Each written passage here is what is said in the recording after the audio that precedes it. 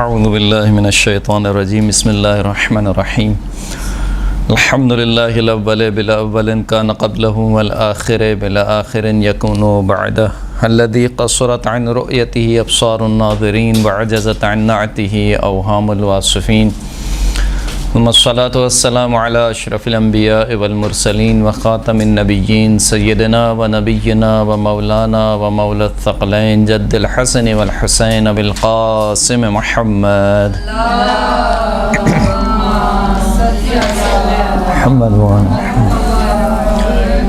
وعلى آله الطيبين الطاهرين المعصومين الذين أذهب الله عنهم الرجس وطهرهم تطهيرا اللهم صل على محمد وآل محمد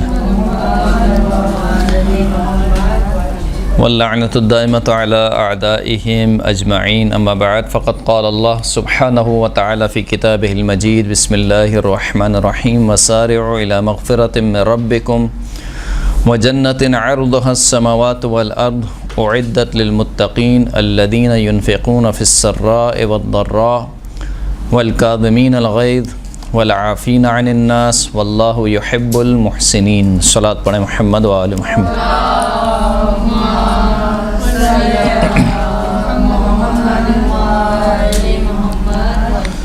سورہ مبارکہ آل عمران اور اس کی آیت نمبر 133 اور 134 کو آپ کی خدمت میں سرنامہ کلام کے طور پر پیش کیا۔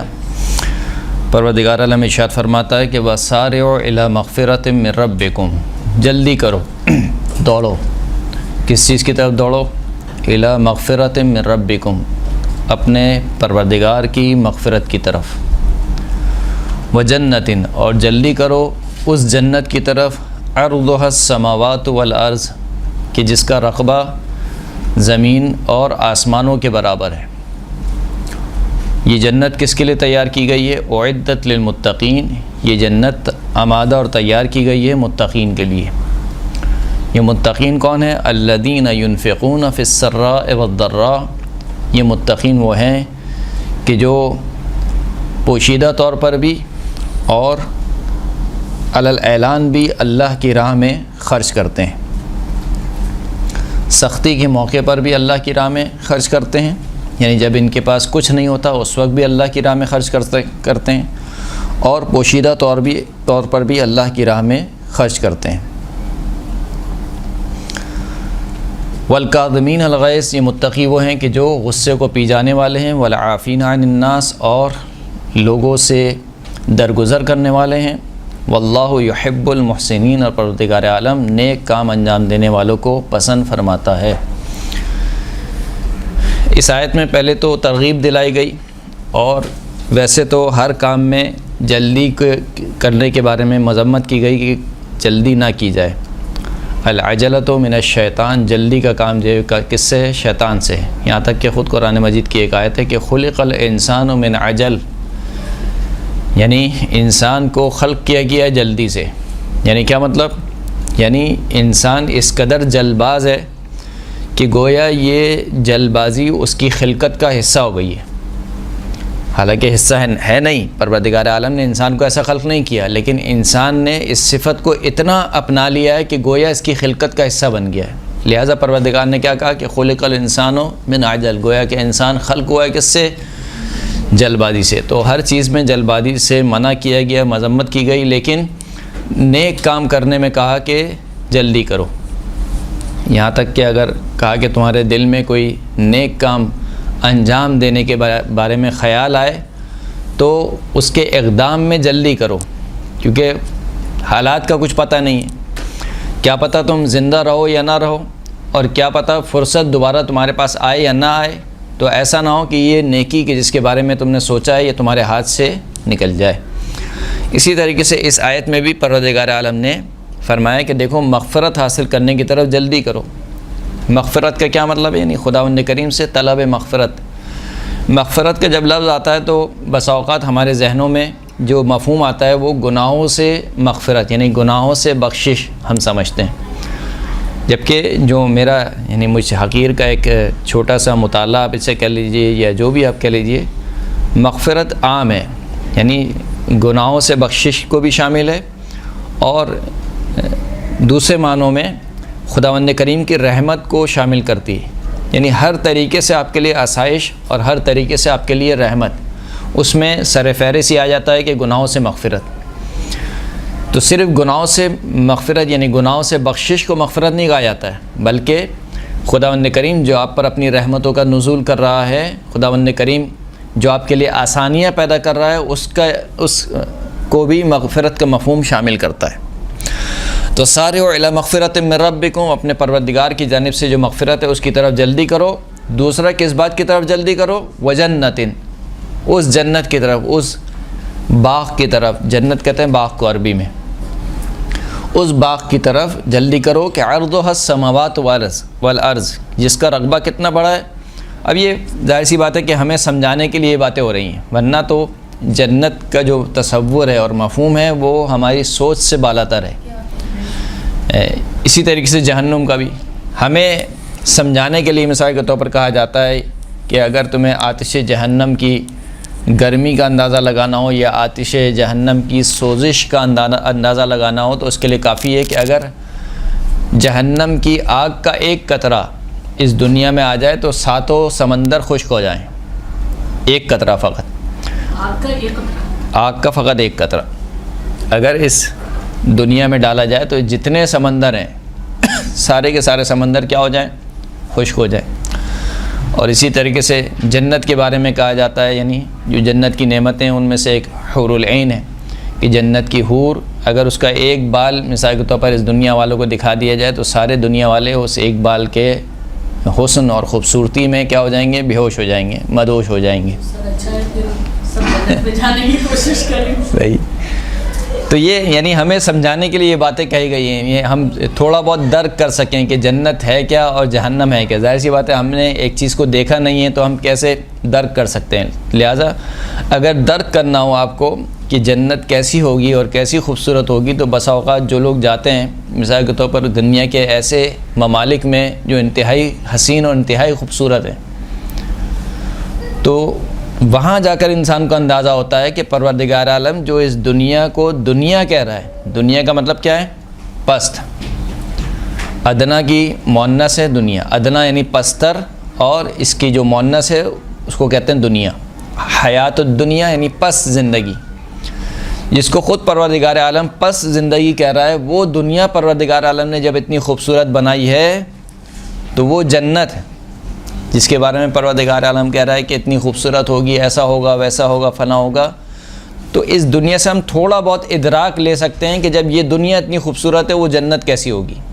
حالانکہ یہ دنیا کیا ہے؟ فانی ہے، فنا ہونے والی، جتنی خوبصورت کیوں نہ ہو، جتنی بھی خوبصورت کیوں نہ ہو اس دنیا کو فنا ہے، جتنی خوبصورت کیوں نہ ہو اس دنیا میں عیب موجود ہیں، لیکن وہ پروردگار عالم کی جو جنت ہے اس میں کوئی عیب موجود نہیں ہے، جس میں انسان ہمیشہ ہمیشہ کے لیے رہے گا۔ تو تھوڑا بہت اگر انسان ادراک لینا چاہے، درک کرنا چاہے کہ وہ جنت کیسی ہوگی، وہ اسی کے بالمقابل اگر تھوڑا بہت انسان درک کرنا چاہے کہ جہنم کیسی ہوگی تو کہاں پر آ جائے؟ پاکستان میں۔ صحیح ہے۔ تو بہرحال دنیا کے کچھ ایسے بھی حصے ہیں کہ جہاں پہ انسان کہتا ہے کہ جہنم میں آ گئے ہم، حالانکہ یہ کچھ بھی نہیں ہے۔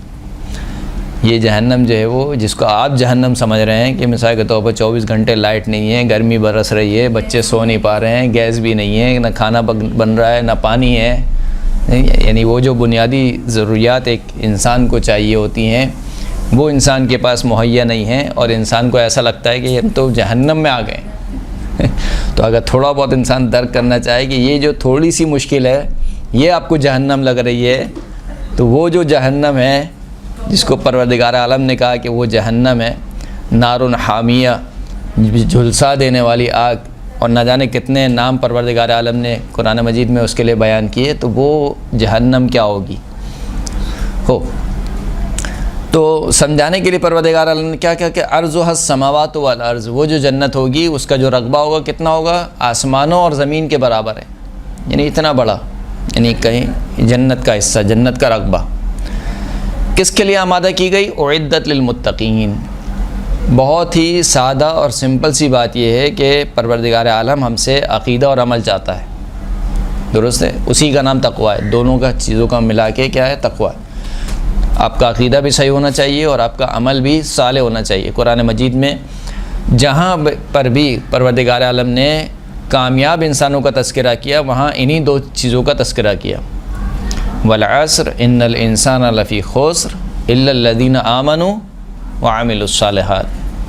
عصر کے وقت کی قسم، تمام کے تمام انسان کیا ہیں؟ خسارے میں، گھاٹے میں، سوائے کن کے؟ الذین الا الذین آمنوا وعملوا الصالحات، سوائے ان کے کہ جو ایمان لائے اور عمل صالح کو انجام دیا۔ اسی طریقے سے اور قرآن مجید کی دیگر آیات میں جہاں پر بھی پروردگار عالم نے کامیاب انسانوں کا تذکرہ کیا یا کامیابی کا تذکرہ کیا وہاں پر یہی دو چیزیں آپ کو نظر آئیں گی۔ سورہ شمس میں 11 قسمیں پروردگار عالم نے کھائیں، والشمس وضحاها والقمر اذا تلاها، اسی طریقے سے 11 قسمیں کھا کر پروردگار عالم نے کیا کہا؟ قد افلح من زکاہا۔ کامیاب کون ہو گیا؟ کامیاب وہ ہوا جس نے اپنے نفس کو پاک کیا۔ اور نفس کی پاکی کے لیے دو ہی چیزیں ضروری ہیں، عقیدہ صحیح ہونا چاہیے اور عمل صالح صحیح ہونا چاہیے۔ افلح، افلح کی تعبیر ہے، افلح سے کیا مراد ہے؟ یعنی کامیاب۔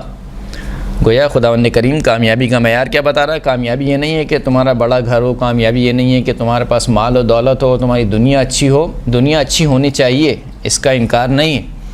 جس کی دنیا اچھی نہیں ہوتی اس کی آخرت اچھی ہونا تھوڑا مشکل ہو جاتا ہے۔ دنیا اچھی ہونی چاہیے، لیکن دنیا کو یہ ہدف اور مقصد قرار دے لینا یہ درست نہیں ہے۔ تو 11 قسمیں کھانے کے بعد کامیابی کا راز کیا بتایا؟ قد افلح من زکاہا، کامیاب ہوا جس نے پاک کیا اپنے نفس کو۔ ہر موقع پر پروردگار عالم نے کہا کہ ایمان اور عمل صالح، تو بس، اور عقل بھی یہ کہتی ہے، انسان کی عقل بھی یہ کہتی ہے کہ وہ پروردگار عالم جس کی آپ پرستش کرتے ہیں یا جس کو آپ مانتے ہیں تو آپ اس کی آپ اطاعت کیوں نہیں کرتے؟ تو اب اگر کوئی انسان یہ سمجھے کہ نہیں بس اب دنیا میں انسان جو کچھ بھی کرے آخرت تو میری ہے، میرا بیڑا پار ہے، یا انسان یہ سوچے کہ بس عقیدہ صحیح ہونا چاہیے، عمل تو ہو ہی جائے گا، وہاں پہ کسی نہ کسی طریقے سے نکل جائیں گے، تو یہ ایک غلط نظریہ آپ اسے کہہ سکتے ہیں یا غلط فکر ہے جو ہمارے معاشرے میں رائج ہوتی جا رہی ہے۔ کیا فقط عقیدہ صحیح کر لیں، باقی عمل تو دیکھ لیں گے۔ شفاعت سے انکار نہیں ہے اور گناہوں کی بخشش سے انکار نہیں ہے، وہ سب ہوگا، لیکن وہ سب کب ہوگا؟ وہ بھی اس صورت میں ہوگا جب آپ کا ایمان یہاں سے صحیح و سالم آپ لے کے جائیں گے، کیونکہ بہت سے گناہ ایسے ہوتے ہیں جو انسان کو اس کے ایمان سے خارج کر دیتے ہیں، یہاں تک کہ بالخصوص جو نزاع کا وقت ہوتا ہے، جس وقت روح نکل رہی ہوتی ہے، سب سے خطرناک ترین وقت ہے، سب سے خطرناک ترین۔ کہتے ہیں کہ اسی وقت ہی شیطان حاضر ہوتا ہے، اور اسی وقت ہی شیطان انسان کو وہ چیزیں دکھاتا ہے کہ جو چیزیں انسان کو دل و جان سے عزیز ہوتی ہیں دنیا میں موت کے وقت، اور کہتا ہے کہ دیکھو یہ چاہیے، انسان کہتا ہے کہ ہاں چاہیے۔ یہاں تک کہ ایک واقعہ بھی نقل کرتے ہیں کہ ایک شخص کو ایک گھڑی بہت پسند تھی، بہت زیادہ پسند تھی گھڑی، تو جب اس کی نزاع کا وقت آیا تو شیطان حاضر ہوا اور وہی گھڑی اس کو دکھائی، کہا یہ گھڑی دیکھو چاہیے تمہیں، میں تمہیں دے سکتا ہوں۔ کہا چاہیے، کیا کرنا ہوگا؟ کہا اللہ کے انکار کرو، اللہ کی وحدانیت کا انکار کرو، رسول خدا کی رسالت کا انکار کرو تو میں تمہیں گھڑی دے دوں گا۔ اسی لیے آپ کو دعائے عدیلہ یاد کرائی جاتی ہے۔ دعائے عدیلہ کیا ہوتی ہے؟ جو آپ کو ایمان سے عدول کرنے سے بچاتی ہے۔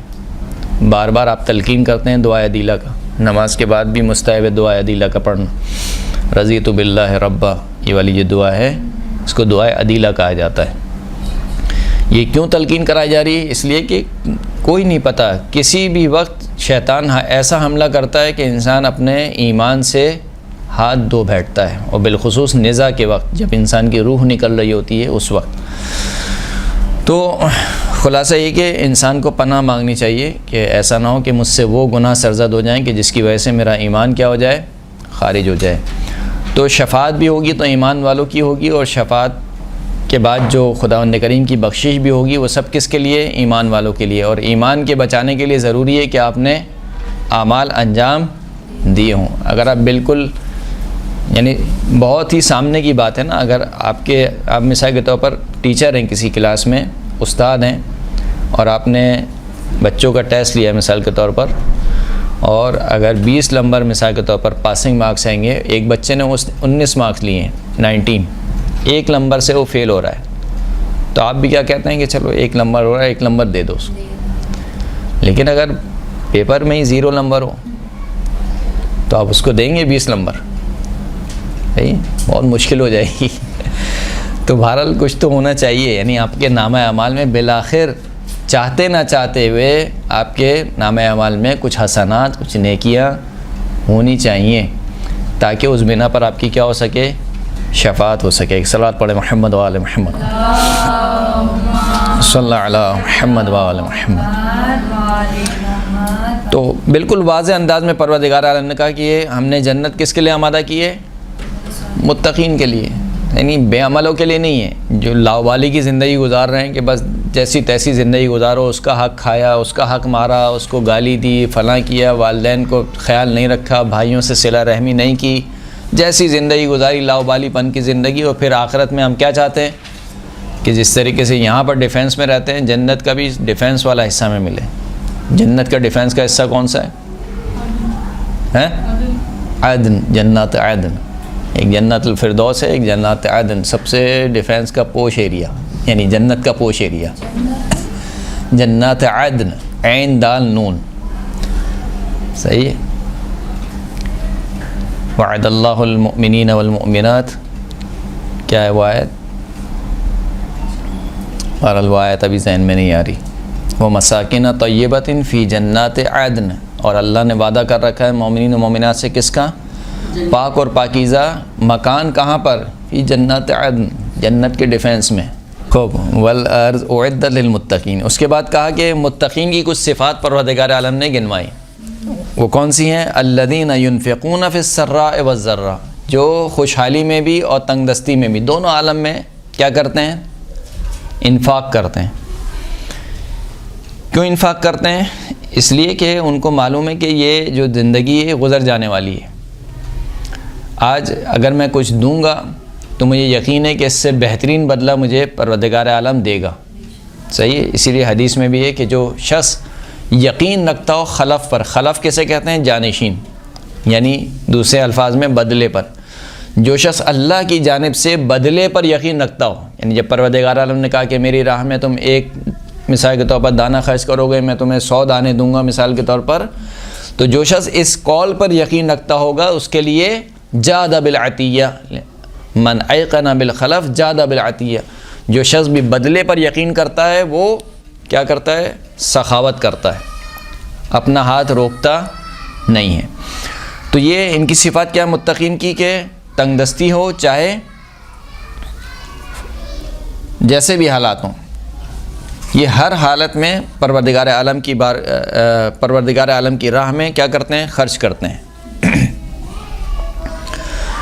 ينفقون في السراء والضراء والكاظمين الغيظ.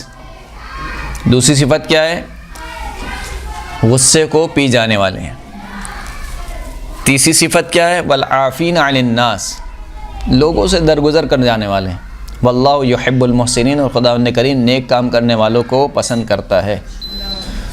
صلوات پڑھیں محمد وعلی محمد.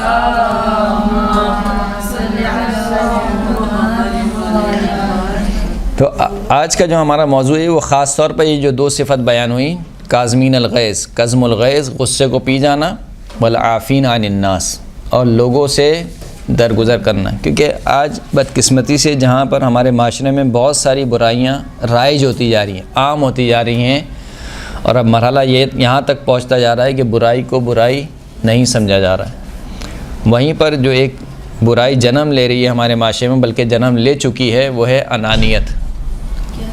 انانیت کسے کہتے ہیں؟ انا.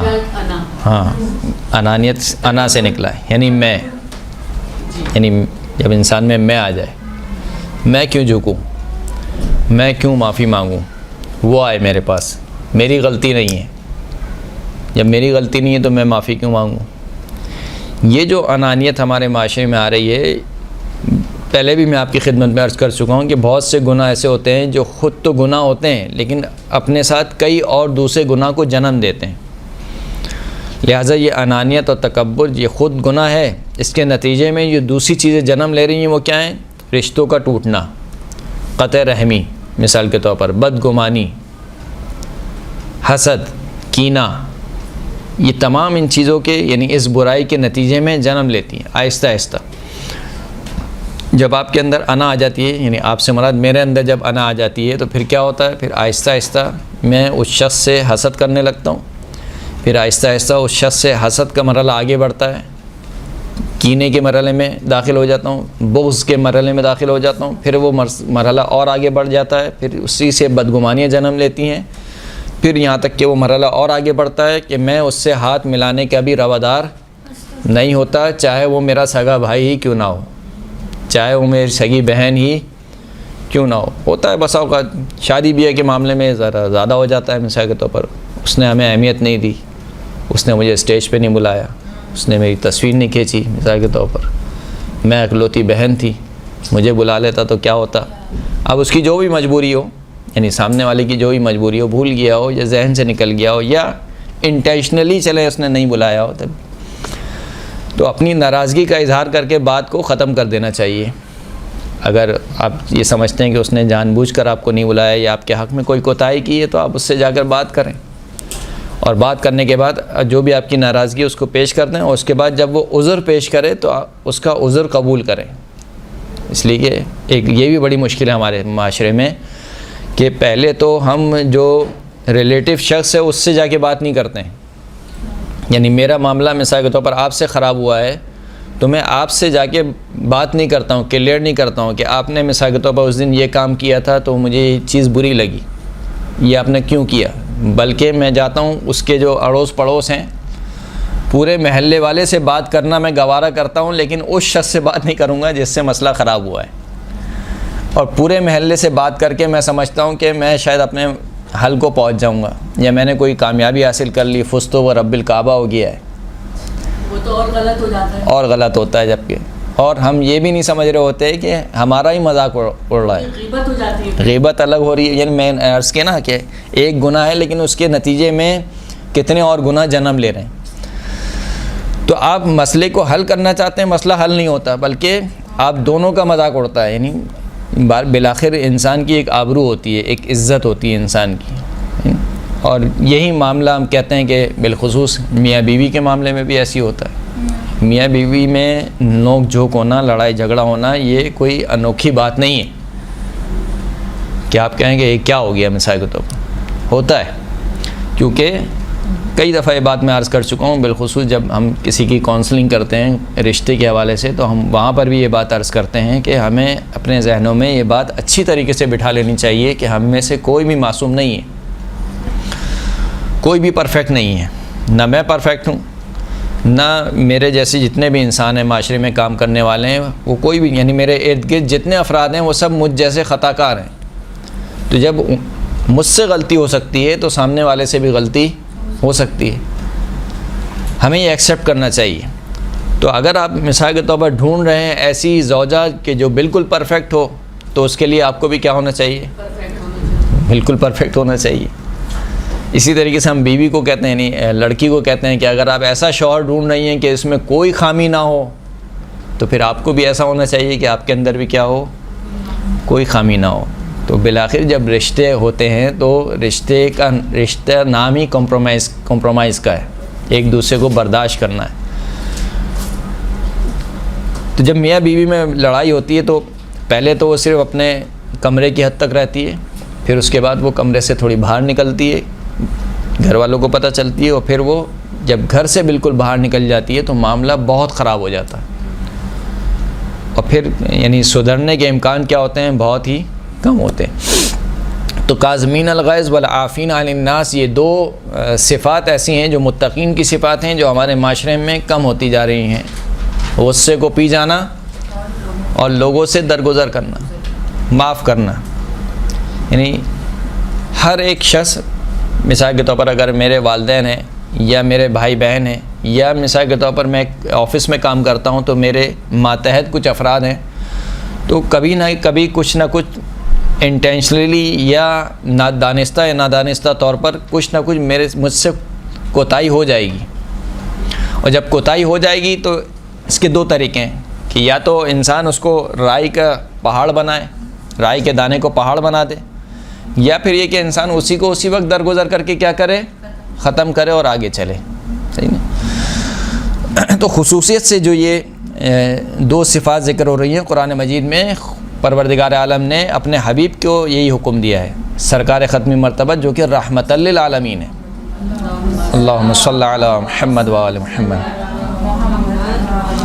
کیا فرمایا کہ فاعف عنہم واصفح ان اللہ یحب المحسنین. خداوند کریم اپنے حبیب کو حکم دے رہا ہے کہ فاعف عنہم، ان کو معاف کر دو، درگزر کرو ان سے.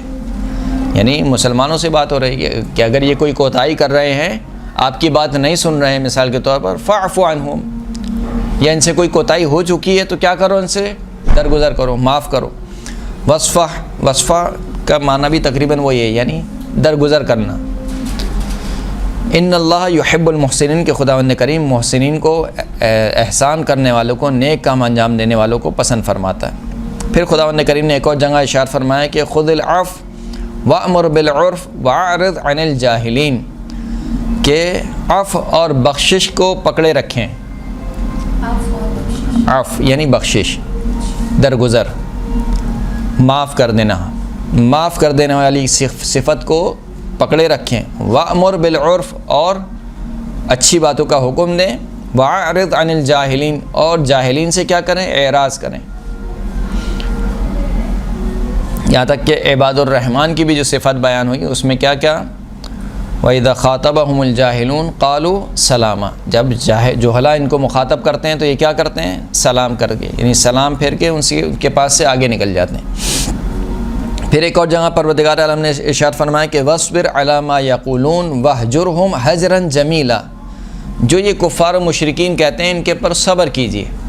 صبر کیجیے یعنی کیا مطلب، وہی قزم الغیظ، یعنی غصے کے گھونٹ کو پی جانا. بس اوقات انسان آتا نا، آپ نے دیکھا ہے بہت سے لوگوں کو کہتے ہیں کہ نہیں بس جب مجھے غصہ آتا ہے، بس مجھے غصہ آتا ہے، پھر میں کسی کو نہیں دیکھتا ہوں. صحیح ہے، کچھ خواتین بھی ایسی کہتی ہیں مجھے غصہ آ جاتا ہے، غصہ آ جاتا ہے، پھر میں کسی کو نہیں دیکھتی ہوں. اسی وقت دیکھنا ہے غصے کے وقت ہی آپ کو دیکھنا ہے. صحیح ہے، جب غصہ نہیں ہو تو پھر انسان سب کو دیکھتا ہے. وہی جو جیسے کہتے ہیں غصہ ایک دیوانگی کی ایک قسم ہے، جب انسان پر وہ طاری ہوتی ہے، نہیں جنون کی ایک قسم ہے جب انسان پہ غصہ طاری ہوتا ہے. اور واقعی جب انسان پہ غصہ طاری ہوتا ہے انسان اپنا آپا کھو دیتا ہے. اور جب انسان اپنا آپا کھو دیتا ہے تو جیسے مجنون شخص کیا ہوتا ہے، ہم مجنون کو مجنون کیوں کہتے ہیں، کہ یہ اپنے آپے میں نہیں ہے، یعنی اس کو پتہ ہی نہیں ہے کہ میں کیا کر رہا ہوں. تو اسی لیے کہا کہ غصہ بھی کیا ہے، جنون میں سے ایک جنون ہے جو انسان کے اوپر طاری ہو جاتا ہے. اور کہتے ہیں کہ اگر اس کا جنون ختم ہو جائے جلدی تو اس کا مطلب ہے کہ اس کی بیماری تھوڑی ہے، اور اگر جاری رہے تو اس کا مطلب کیا ہے، سدا کا مجنون ہے. تو کہا کہ وَاصْبِرْ عَلَىٰ مَا يَقُولُونَ، جو یہ کفار مشرکین کہتے ہیں آپ اس پر صبر کیجئے. وَاهْجُرْهُمْ حَجْرًا جَمِيلًا، اور اچھے انداز سے ان سے آگے بڑھ جائیے، ان کو ترک کر دیجئے. حجر کرنا یعنی ان کو چھوڑ دینا، محفل کو ترک کر دینا. لہٰذا کسی محفل میں مثال کے طور پر آپ محسوس کریں کہ ایسی گفتگو ہو رہی ہے کہ جہاں پر آپ کو ٹونٹ کیا جا رہا ہے، یا آپ کے حق میں مثال کے طور پر کوئی بھی ایسی باتیں ہو رہی ہیں کہ جس سے آپ کی حد کے حرمت ہو رہی ہے، تو کیا کریں وہاں سے، وَاهْجُرْهُمْ حَجْرًا جَمِيلًا، اچھے انداز سے اس محفل کو کیا کر دیں، ترک کر دیں. نہ یہ کہ وہاں پر کیا کریں، کہا تم نے کہا کیسے مجھے، تمہاری ہمت کیسے ہوئی مجھے یہ کہنے کی. صحیح. تو دوسرا والا تو ہے غلطی پر، آپ اگر یہ کریں گے تو آپ یہ نشان یہ ظاہر کر دیں گے کہ اس میں اور آپ میں کوئی فرق نہیں ہے. وَلْيَعْفُوا وَلْيَصْفَحُوا أَلَا تُحِبُّونَ أَن يَغْفِرَ اللَّهُ لَكُمْ وَاللَّهُ غَفُورٌ رَحِيمٌ. سورہ مبارکہ نور میں پروردگار عالم ارشاد فرماتا ہے کہ وَلْيَعْفُوا، مسلمانوں تمہیں چاہیے کہ آپس میں کیا کرو، درگزر کرو. وَلْيَصْفَحُوا، یصفحوا سے مراد بھی وہی ہے، یعنی ایک دوسرے کو برداشت کرو، ایک دوسرے سے درگزر سے کام لو. الا تحبون، کیا تم نہیں چاہتے ہو کہ ان یغفر اللہ لکم، کہ پروردگار تمہیں بخش دے. واللہ غفور الرحیم، پروردگار بہت زیادہ بخشنے والا، بہت زیادہ رحم کرنے والا ہے. یعنی تم پروردگار عالم سے تو یہ امید لگاتے ہو کہ وہ تمہیں بخش دے، لیکن خود تم کسی کو معاف کرنے کو تیار نہیں ہو. چھوٹی چھوٹی غلطیوں کو پکڑ کے رکھتے ہو، معاف کرنے کو تیار نہیں ہو، لیکن اللہ سے کیا امید ہے کہ وہ آپ کو کیا کرے؟ بخش دے۔ تو اللہ کب بخشے گا؟ جب آپ دوسروں کو بخشیں گے۔ چھٹے امام سے روایت ہے کہ فرماتے ہیں کہ اللہ کے رسول نے خطبے میں ارشاد فرمایا کہ الا اخبرکم بخیر خلائق الدنیا والآخرہ، کیا میں تمہیں دنیا اور آخرت کے سب سے بہترین اخلاق کے بارے میں خبر نہ دوں؟ فرمایا کہ وہ کیا ہے؟ کہا کہ العفو عمن ظلمک، جس شخص نے تمہارے حق میں کوتاہی کی ہے، تم پر ظلم کیا ہے، مثال کے طور پر تمہارا حق کھایا ہے یا تم پر ظلم کیا ہے اور اب تم سے وہ معذرت کرنے آیا ہے، تو العفو، تو اس کو کیا کر دو؟ معاف کر دو اس کو۔ وتصل من قطعک، جس نے تم سے رشتہ توڑ لیا ہے اس کے ساتھ کیا کرو؟ رشتہ جوڑ لو۔ صحیح ہے؟ نہ یہ کہ نہیں وہ ہماری شادی میں نہیں آیا تو ہم بھی اس کی شادی میں نہیں جائیں گے۔ لیکن سر ہم کسی سے رشتہ جوڑنا چاہیں بار بار چاہے وہ اپنے پوری رشتہ داری ہو یا بس آپ کی ذمہ داری ہے کہ آپ اس کو سلام کرتے ہیں، السلام علیکم، بھلے سے وہ آپ کو جواب نہ دے، بھلے سے وہ آپ سے کے گھر نہ آئے، آپ کی ذمہ داری یہ ہے کہ آپ صلہ رحمی پر عمل کریں۔ سر اسے گھر تو نہیں جانا؟ اگر گھر جانا عرفاً یہ کہا جاتا ہے کہ اور صلہ رحمی میں تو کبھی کبھار مثلا عید بقرعید پہ چلے گئے، مثال کے طور پر کسی محفل میں مل گئے تو ان کو سلام بڑھ کر آپ نے خود سلام کیا، بڑھ کر۔ اگر مثلا گلے لگانے کا رواج ہے مثلا بقرعید پر عید پر تو گلے مل لیے ان سے جا کر، یہ صلہ رحمی کے لیے کافی ہے۔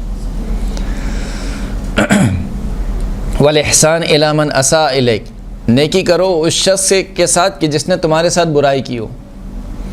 جس شخص نے آپ کے ساتھ اچھائی کی ہے اس کے ساتھ نیکی کرنا تو بہت آسان ہے اور آپ کا دل بھی کرتا ہے، صحیح نا؟ لیکن اصل انسان کا دل کہاں کوڑتا ہے کہ ایک شخص نے آپ کے ساتھ برائی کی ہے اور اب اس کو کسی چیز کی ضرورت پڑ گئی ہے، اب یہاں پر شیطان آتا ہے، وہ کہتا ہے کہ تمہیں کیا ضرورت ہے؟ کیا مثال کے طور پر بیوی آ جاتی ہے، ارے چھوڑیں ان کو، بیوی کو شیطان کہہ رہے ہیں؟ میں نے نہیں کہا، یہ آپ نے کہا ہے۔ بات سے تو یہ ثابت ہو رہا ہے۔ صحیح ہے نا؟ مثال کے طور پر یعنی یہ جو مثالیں میں دیتا ہوں یہ اغلبیت پر مبنی ہے، یعنی اغلب ایسا ہوتا ہے۔ شوہر بھی بس اوقات کبھی کبھار ایسا کرتے ہیں کہ بیوی مثال کے طور پر کوئی نیکی کرنا چاہتی ہے، شوہر کہتا ہے ارے چھوڑو انہوں نے ہمارے ساتھ کیا کیا ہے یہ تم کرنا چاہ رہی ہو۔ کیا مثال کے طور پر بیوی اپنے بھائیوں کے ساتھ کچھ کرنا چاہے نیکی کوئی، ارے چھوڑو تمہارے بھائی تمہارے کہاں پوچھتے ہیں، تمہارا حق کھا گئے، یہ کر لیا تمہارے ساتھ، وہ کر لیا تمہارے ساتھ، تو ایسا نہیں ہونا چاہیے۔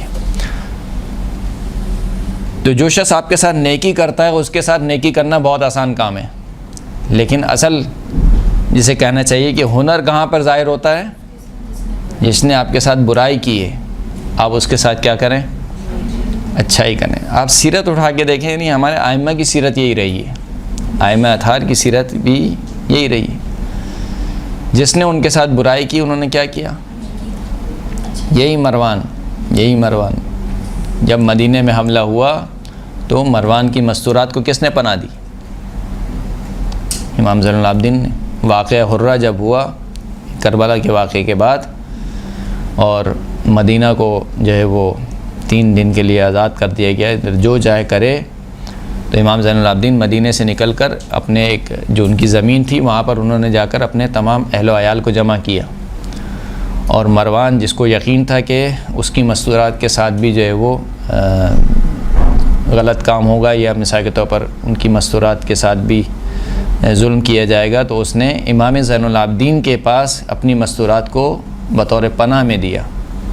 حالانکہ یہ مروان وہ ہے کہ جس کے کارنامے تاریخ میں لکھے ہوئے ہیں، لیکن چوتھے امام نے نہیں کہا کہ تم نے تو ہمارے ساتھ یہ کیا تھا، اب ہم کیوں تمہاری مستورات کو پناہ دیں؟ امام نے پناہ دی۔ تو والاحسان الی من اساء، بہترین اخلاق میں کیا ہے کہ العفو عمن ظلمک، جس نے تم پر ظلم کیا اس کو معاف کر دو، وتصل من قطعک، جس نے تمہارے ساتھ قطع رحمی کی ہو اس کے ساتھ صلہ رحمی کرو، والاحسان الی من اساء الیک، جس نے تمہارے ساتھ برائی کی ہو اس کے ساتھ تم نیکی کرو۔ چوتھا کیا ہے؟ والاعطاء من حرمک، جس نے تمہیں محروم رکھا ہو تم اسے عطا کرو۔ یہ بڑے جیدار والے کام ہیں جو ہم بڑے آسانی سے سن رہے ہیں، صحیح نا؟ یعنی جس نے آپ کو محروم رکھا ہو، مثال کے طور پر اور کل کو اس کو ضرورت پڑ جائے اور وہ آپ کے پاس آئے کہ مجھے فلاں چیز کی ضرورت ہے، تو فوراً سے یعنی شیطان سے آتا ہے کہ نہیں اس نے جو ہے وہ فلاں چیز منع کی تھی، مجھے بھی ضرورت تھی پیسوں کی، میرے بیٹوں کو بھی مثال کے طور پر پیسوں کی ضرورت تھی، اس وقت میں اس کے پاس گئی تو اس نے مجھے منع کر دیا، آج جو ہے وہ اس کو ضرورت ہے تو میرے پاس کیسے آئی۔ پھر چھٹے امام سے روایت ہے کہ ثلاث من مکارم الدنیا والآخرہ، 3 چیزیں ایسی ہیں کہ جو دنیا اور آخرت کے مکارم میں سے، مکارم یعنی بہت ہی زیادہ اچھا اخلاق، وہ 3 چیزیں کون سی ہیں؟ تعفو عن من ظلمک، جس نے تم پر ظلم کیا اس کو معاف کر دو، تصل من قطعک، جس نے تمہارے ساتھ قطع رحمی کی ہو اس کے ساتھ صلہ رحمی کرو، وتحلم اذا جہل علیک، جب تم پر جہالت کے سبب تمہارے ساتھ کوئی برتاؤ کیا جائے تو اس وقت بردباری سے کام لو۔ اوپر والے 3 ایک ہی اوپر والی 4 چیزیں ہیں، اوپر میں 4 چیزیں ہیں۔ العفو عن من ظلمک، جو تم پر ظلم کرے اسے معاف کر دو، جو تمہارے ساتھ قطع رحمی کرے اس سے صلہ رحمی کرو، جو تمہارے ساتھ برائی کرے اس کے ساتھ نیکی کرو، جو تمہیں محروم رکھے اس کو عطا کرو۔ اس میں جو 3 چیزیں ان میں 2 چیزیں اوپر سے سیم ہیں، تیسری چیز جو ہے وہ مختلف ہے۔ وَتَحْلِمْ اِذَا جُهِلَ عَلَيْكَ، جب تم پر جہالت کے طور پر، نادانستگی کے طور پر تمہارے ساتھ کوئی برتاؤ کیا جائے تو اس وقت کیا کرو؟ انتہائی بردباری کا مظاہرہ کرو، برداشت کرو، جیسے کہ ائمہ اطہار نے ہمارے یہی کیا۔ اگر کوئی برائی کرے اور آپ اس کو معاف نہ کریں تو گناہ نہیں؟ اگر کوئی برائی کرے اور آپ سے عذر خواہی کرے اور آپ اس کو معاف نہ کریں، ویسے تو مکارم اخلاق میں سے یہ ہے کہ اس کو معاف کر دینا چاہیے، لیکن اگر آپ نے معاف نہیں کیا تو بہرحال یہ کوئی حرام کام نہیں ہے، لیکن اخلاقیات سے گری ہوئی حرکت ہے۔ اور باقی جو چیزیں آپ نے بتائیں گے سنا نہیں، اس میں تو ظاہر سی بات ہے حرام ہے قطع رحمی کرنا، اگر اس نے کری پہلے تب بھی حرام ہے آپ کے لیے اس سے قطع رحمی کرنا۔ سر اگر کوئی بار بار آپ پہ ظلم کرے اور آپ اس کے ساتھ اچھا کرتے رہے کئی سالوں تک، پھر ایک اسٹیج پہ آ کے آپ کا یہ دل ہو جاتا ہے کہ ہم چلو اللہ پہ اپنا معاملہ چھوڑ دیا لیکن اس سے بات کرنے کو دل نہیں چاہتا، ہم اس کی خدمت کر رہے ہیں، سب کچھ کر رہے ہیں، لیکن دل نہیں چاہتا کہ جب بھی بات کرو تو وہ اپنے ہی مطلب کی بات کرنا یا طنز تانے دینا یا ایکس وائی زیڈ جو بھی بات ہوتی ہے، تو یہ کیا غلط ہے؟ نہیں، اس کو محدود کر لینا چاہیے اپنے آپ کو، یعنی یہ جو جتنی بھی حدیثیں ہم پڑھ رہے ہیں اس کا یہ مطلب نہیں ہے کہ انسان اپنے آپ کو ذلیل کرے اور رسوائی میں مبتلا کرے، نہیں، آپ کے ساتھ برائی کی جا رہی ہے، آپ اس کو کس طریقے سے اچھائی کے طریقے سے جواب دے سکتے ہیں اور کس طریقے سے اپنے آپ کو کنٹرول کر سکتے ہیں، محدود کر سکتے ہیں۔ یعنی پہلے آپ مثال کے طور پر اس سے بہت زیادہ ملتے تھے، بہت زیادہ اچھے اخلاق سے اس سے ملتے تھے، اس کے ساتھ بیٹھتے تھے، تو آپ اپنے آپ کو تھوڑا محدود کر لیں، سلام دعا کی حد تک رکھیں، لیکن بالکل ہی قطع رحمی کر لینا یہ جائز نہیں ہے۔ نہیں، خدمت کرنا یا جیسے ضعیف ہیں یا بزرگ ہیں ان کے ساتھ، وہ تو ظاہر سی بات ہے، وہ احسان میں آتا ہے، احتیاط کرنا تو بری چیز ہے۔ ہاں، وہ تو احسان میں آتا ہے، نیکی میں آتا ہے، اور ایسے بہت سے واقعات بھی ہمیں ملتے ہیں کہ بہرحال وقت نہیں ہے ابھی، لیکن انبیاء علیہ السلام کے بھی ایسے واقعات ہمیں ملتے ہیں کہ پڑوسی مثال کے طور پر مسلسل تنگ کر رہا ہے لیکن وہ اس کے ساتھ نیکی کیے جا رہے ہیں۔ بہرحال نیکی کا صلہ تو آپ کو ملنا ہے نا، وہ چاہے جو بھی کرے آپ کے ساتھ، لیکن اگر اس حد تک بڑھ جائے کہ آپ کی ذلت ہو رہی ہو تو یہ اسلام نے نہیں کہا کہ آپ اپنے آپ کو ذلیل کریں، ذلت سے آپ کو اپنے آپ کو بچانا ہے۔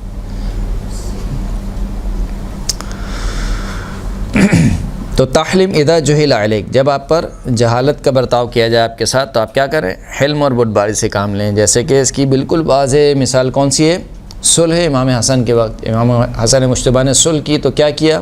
وہی جو اپنے تھے، جو چاہنے والے تھے، وہ آ کے جو سلام کرتے تھے، کیا کہہ کے سلام کرتے تھے؟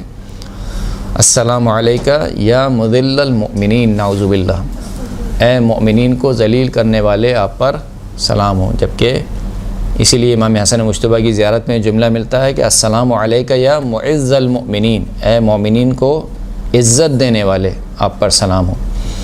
تو اب سوچئے کہ زمانے کا امام ہے اور اس کو آ کر یہیں ایک عام انسان بھی ہو اور آپ کا ایک مقام ہو معاشرے میں اور آپ کو اس طریقے سے سلام کیا جائے سامنے سے، تو آپ کیا کریں گے؟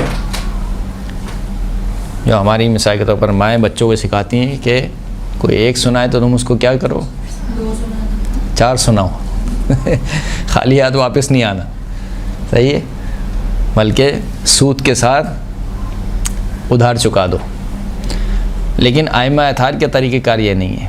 بہت ہی آرام سے، بہت ہی بردبار طریقے سے اس کو سمجھایا سامنے والے کو کہ آپ نے کیوں امیر شام سے مثال کے وصول کی اور یہ کیا اور وہ کیا.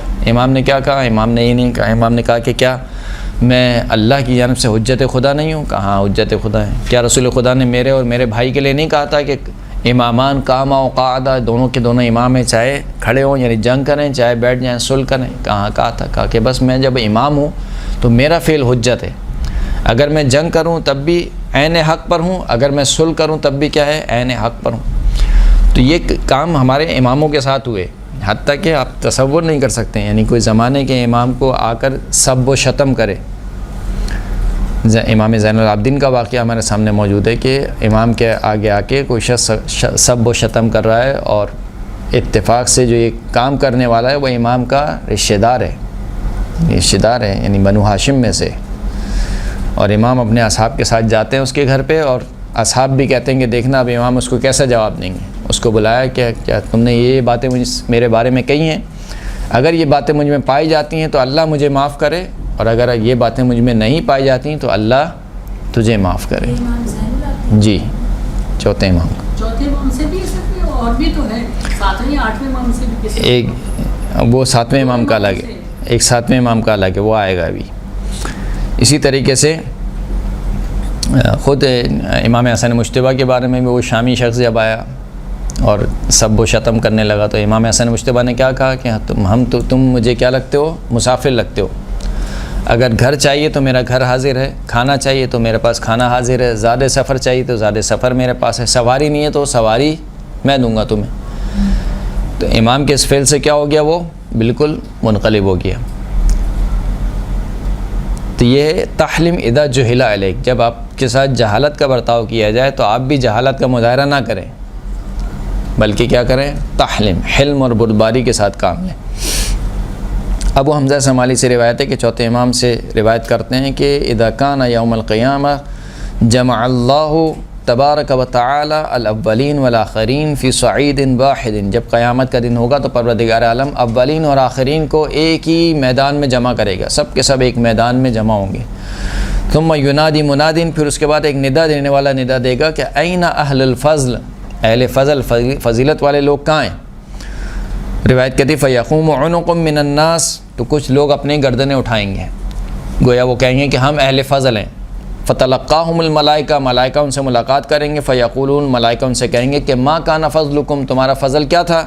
تو وہ کہیں گے کہ کننا نصل من قطعنا، ہم اس شخص سے صلہ رحمی کرتے تھے جو ہم سے قطع رحمی کرتا تھا. ونعطی من حرمنا، ہم اس کو دیتے تھے جو ہمیں محروم رکھتا تھا. ونعفو عن من ظلمنا، جو ہم پر ظلم کرتا تھا، کوتاہی کرتا تھا ہمارے حق میں، ہم اس کو کیا کر دیتے؟ معاف کر دیتے تھے. فیقال لہم صدقتم ادخلوا الجنہ، پس ان سے کہا جائے گا کہ تم نے سچ کہا، بس تم کیا ہے؟ جنت میں داخل ہو جاؤ. اللہ کے رسول فرماتے ہیں کہ علیکم بالعفو فإن العفو لا یزید العبد الا عزا فتعافوا یعزکم اللہ. تم پر لازم ہے کہ کیا اختیار کرو؟ صفت عفو کو، معاف کر دینے والی کی صفت کو اختیار کرو. جیسے کہ میں بار بار عرض کر رہا ہوں کہ جو ہمارے معاشرے میں بڑھتی جا رہی ہے ایک چیز، وہ یہ کہ اپنی آنکھ کا جو ہے وہ کیا ہے؟ چہتیر بھی نظر نہیں آتا، دوسرے کی آنکھ کا تنکا بھی نظر آ جاتا ہے، اور اس تنکے کو ہم اتنا بڑا بناتے ہیں کہ نہیں تم نے تو ایسی کوتاہی کی ہے، ایسی غلطی کی ہے کہ جو ناقابل معافی ہے، اب کچھ نہیں ہو سکتا، اور ہم تم سے بات نہیں کریں گے، تمہیں معاف نہیں کریں گے. یہ جو انانیت ہے جو معاشرے میں متاسفانہ افسوس کے ساتھ کہنا پڑتا ہے کہ آہستہ آہستہ بڑھتی جا رہی ہے، اور یہ گھروں کو اجاڑ رہی ہے، ہمیں پتہ نہیں چل رہا ہے. ہم اپنی انانیت میں خود اپنا گھر کیا کر رہے ہیں؟ اجاڑ رہے ہیں. کتنے ہی ایسے کیسز ہیں ہمارے سامنے آتے ہیں، مثلا زوجہ گھر جا کے بیٹھ گئیں. کیوں بیٹھ گئیں؟ مثلا فلاں ہمارے ساتھ یہ کرتا ہے، فلاں ہمارے ساتھ یہ کرتا ہے، فلاں ہمارے ساتھ یہ کرتا ہے. شوہر ہے مثال کے طور پر بیوی کے حقوق ادا نہیں کر رہا ہے، ذرا سی بات پہ مثال پر ڈانٹ ڈپٹ، ذرا سی بات پر لڑائی جھگڑا، اور پھر نتیجہ کیا ہو رہا ہے؟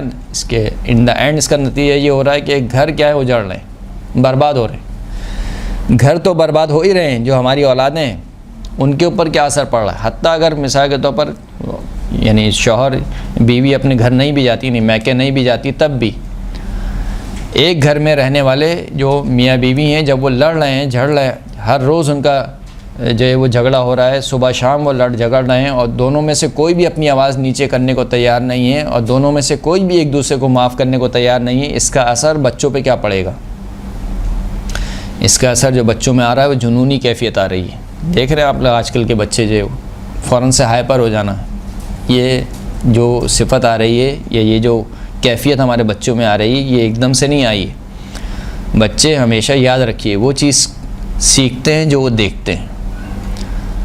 آپ جو کہتے ہیں وہ بچہ نہیں کرتا ہے، آپ جو کرتے ہیں وہ بچہ کرتا ہے نا؟ بدلا جا سکتا ہے جی اسے بدلا بالکل بدلا جا سکتا ہے۔ جیسے مثال کے طور پر آپ اپنے بچے سے موبائل چھڑوانا چاہتے ہیں، اس کے لیے کیا کرنا ہوگا؟ آپ کو خود موبائل چھوڑنا ہوگا۔ موبائل چھوڑنا ہوگا۔ آپ مثال کے طور پر میں اپنی مثال دوں کہ میں بچے سے کہوں کہ نہیں تمہیں موبائل نہیں دیکھنا ہے، اور میں خود ہی ریل دیکھ رہا ہوں، اس کی آواز بھی کھلی بھی ہو اور مسلسل میں لگا ہوں اسکرولنگ میں، اور بچے سے کہوں نہیں تمہیں موبائل نہیں دیکھنا ہے، وہ کام کیسے ہو کرنا سکتا پڑے ہے؟ گا جو آپ بچے سے چھوڑا۔ بالکل ایسی۔ اگر آپ چاہتے ہیں آپ کے بچے کا موبائل کم ہو، وہ کم سے کم موبائل دیکھے، تو آپ کو کم سے کم موبائل دیکھنا پڑے گا، چاہے وہ شوہر ہو چاہے وہ بیوی ہو، دونوں کو کہہ رہا ہوں میں، یا اور گھر والے ہوں۔ جب تک آپ خود اس کو کم نہیں کریں گے اس وقت تک کیا ہوگا؟ آپ کے بچے آپ سے اٹیچ نہیں ہوں گے، آپ کے بچے آپ سے زیادہ موبائل سے اٹیچ ہیں۔ جب وہ موبائل سے اٹیچ ہیں تو اس کا مطلب ہے کہ وہ وہی سیکھ رہے ہیں جو موبائل ان کو سکھا رہا ہے، وہ پھر وہ کبھی بھی نہیں سیکھیں گے کہ جو آپ ان کو سکھانا چاہتے ہیں۔ لہٰذا اگر اپنے بچوں کو اپنے سے اٹیچ کرنا چاہتے ہیں، کم سے کم جب آپ گھر میں ہوتے ہیں کم سے کم موبائل استعمال کیجیے، ضرورت کے تحت موبائل استعمال کیجیے۔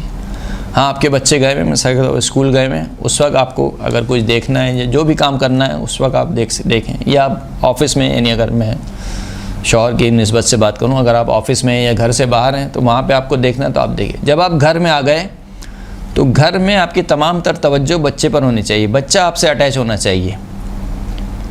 جب تک بچہ آپ سے اٹیچ نہیں ہوگا وہ آپ سے نہیں سیکھے گا، اور بچہ اسی وقت موبائل چھوڑے گا جب آپ موبائل چھوڑیں گے۔ ایک صلاۃ پڑھیں اسی بات پہ، محمد وعلیہ صلی اللہ علیہ محمد وعلیہ۔ خوب، تو کہا کہ عفو و درگزر، معاف کر دینے کو اپنے اوپر لازم کر لو۔ اب یعنی اگر ہمیں اپنی زندگیاں سنوارنی ہے، آسان کرنی ہے زندگیاں، اپنی زندگی کو اجیرن نہیں بنانا ہے، خود اپنی زندگی کو اور سامنے والی کی زندگی کو، تو ہمیں یہ صفت اپنانی پڑے گی، چاہے وہ ساس بہو کا رشتہ ہو، چاہے وہ میاں بیوی کا رشتہ ہو، چاہے وہ ماں اور بیٹی کا رشتہ ہو، چاہے وہ بہن اور بھائی کا رشتہ ہو، چاہے وہ اولاد اور والدین کا رشتہ ہو، ہر رشتے میں، چاہے وہ دفتر میں مثال کے طور پر آپ کا کولیگ کا رشتہ ہو، یا کسی یعنی جتنے رشتے آپ سے جڑے ہوئے ہیں، چاہے وہ آپ کے خونی رشتے ہیں، چاہے وہ آپ کے کسی بھی اعتبار سے آپ کے ساتھ رشتے جڑے ہوئے ہیں، جب تک آپ یہ صفت کو نہیں اپنائیں گے، ایک دفتر کا ماحول مثال کے طور پر اگر آپ کو خراب کرنا ہے تو کیا کرنا ہے آپ کو؟ بدگمانی پھیلائیں، اس کے کان بھریں اس کے کان بھریں، وہ نہ آپ جو دونوں کے آپ کان بھر رہے ہیں وہ دونوں آپس میں ایک دوسرے سے نہیں پوچھ رہے ہیں کہ تم نے میرے متعلق یہ بات کہی، وہ بھی نہیں پوچھ رہا ہے کہ تم نے میرے متعلق یہ بات کہی، یا مثال کے طور پر کان نہ بھی بھریں، آپ جا کے کہیں کہ دیکھو فلاں شخص نے تم جب گئے ہوئے تھے تو میرے ساتھ بیٹھا ہوا تھا، وہ تمہارے بارے میں یہ کہہ رہا تھا، اور آپ کیا کریں اس کی باتوں پر یقین کریں، نہ یہ کہ اس کو کہیں کہ صحیح یہ کہہ رہا تھا، صحیح ایسی کہہ دیا ہوگا اس نے، یعنی تعویل کریں اس کی باتوں کو۔ اور اگر آپ کو بہت زیادہ برا لگ رہا ہے تو جا کے اس سے جا کے بات کر لیں گے، بھئی اس طریقے سے بات ہوئی تھی آپ نے کہی، وہ کہے گا نہیں، اگر وہ کوئی بھی عذر پیش کرے تو پھر عذر کو قبول کریں، چاہے آپ کو یقین ہو کہ یہ ایسی کہہ رہا ہے، مجھے پتہ ہے، ہاں، لیکن پھر بھی آپ کیا کریں، اگر آپ کو ماحول صحیح رکھنا ہے، چاہے آفس کا ہو چاہے گھر کا ماحول ہو، کہیں کا بھی ماحول اگر آپ کو صحیح کرنا ہے تو آپ کو یہ صفات اپنانی پڑیں گی، ورنہ تو کیا ہوگا، آپ کے گھر، آپ کا کالج، آپ کا محلہ، آپ کا آفس سوائے جہنم کے اور کچھ نہیں ہے۔ فرماتے ہیں کہ فَإِنَّ الْعَفْوَ لَا يَزِيدُ الْعَبْدَ إِلَّا عِزًّا، عفو جو ہے وہ بندے کی میں کسی چیز کا اضافہ نہیں کرتا سوائے عزت کے۔ عفو یعنی معاف کر دینا، معاف کر دینا یعنی کیا ہے، ہم بسا اوقات ذلت سمجھتے ہیں نا، یعنی اگر میں جا کے کسی سے معافی مانگوں تو اس کو میں کیا سمجھتا ہوں، اپنی انسلٹ سمجھتا ہوں، یہ میری انسلٹ ہے، میں جا کے، اور بالخصوص اگر میں بڑا ہوں، صحیح ہے، مثال کے طور پر مثال دے رہا ہوں ایک کہ اگر چلیں ساس بہو کو چھوڑ دیں، سسر کو لے لیں، چلیں سسر کو اگر معافی مانگنی پڑے اپنی بہو سے، وہ نہیں مانگیں گی. کیوں نہیں مانگیں گی؟ ہم بڑے ہیں. دادی دادوں کو مثال کے طور پر معافی مانگنی پڑے نہیں مانگیں گی. کیوں نہیں مانگیں گی؟ ہم بڑے. تو بھائی آپ کتنے بڑے ہیں؟ اللہ سے بڑے تو نہیں ہیں. سر اگر معافی مانگی، غلطی نہیں ہوئی ہے اور معافی مانگنے کو کوئی کہہ رہا ہے اور مانگ لی، اور پھر وہ بندہ سب کو پکڑ کے بتائے کہ دیکھو یہ تو غلط نہیں ہے، غلط تھا، اس نے معافی مانگی ہے، دیکھو ہر جگہ اس کو کہنے دیں، اس کے کہنے سے کچھ نہیں ہوتا. تو اس سے کچھ بھی نہیں ہوتا. کچھ نہیں ہوگا اس کے کہنے سے. وہ رسول خدا آپ کو ضمانت دے رہے ہیں، لا یزید العبد الا عزا. خوبصورت حدیث لگتی ہے. معاف جو ہے وہ تمہارے سوائے عزت میں اور کسی چیز کے اضافہ نہیں کرتی. جو تم جو سمجھ رہے ہو کہ نہیں میری انسلٹ ہوگی، میں اس سے معافی مانگ لوں گا، 2 بول مثال کے طور پر سوری کے بول دوں گا تو میری ذلت ہو جائے گی معاشرے میں، جو ہے میری ناک کٹ جائے گی. کوئی ناک نہیں کٹے گی، بلکہ اللہ کے رسول آپ کو ضمانت دے رہے ہیں کہ کیا ہوگا، آپ کو عزت ملے گی. صحیح ہے کچھ دن کے لیے پروپیگنڈا ہوا مثال کے طور پر، کچھ دن کے لیے لوگ کہیں گے آپ کو، لیکن جب آپ کا کردار دیکھیں گے کہ تو لوگ پھر کہیں گے کہ نہیں یہ صحیح تھا، لوگ پھر اس کے کردار پر انگلیاں اٹھائیں گے.